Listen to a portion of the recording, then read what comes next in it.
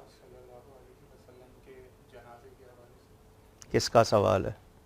محمد شان نامزدہ یہ اگلا سوال آیا ہے، نبی پاک صلی اللہ علیہ وآلہ وسلم کا جنازہ کس طرح ہوا؟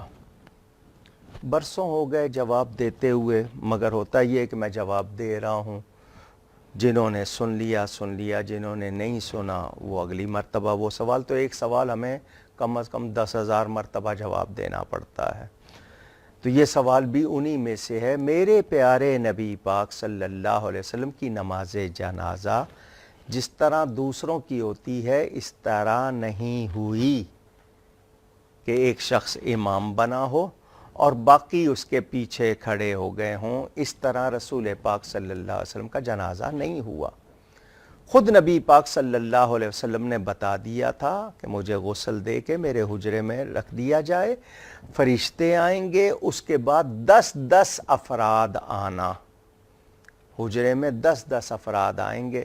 وہ سلام کرتے تھے اور کہتے تھے آپ نے رسالت کا حق ادا کر دیا، دین ہمیں پہنچا دیا. یہی کام آج تک جاری ہے. روضہ شریف پہ جا کے ہر شخص آج بھی کہہ رہا ہے. مرد گئے، پھر بچے گئے، پھر عورتیں گئیں.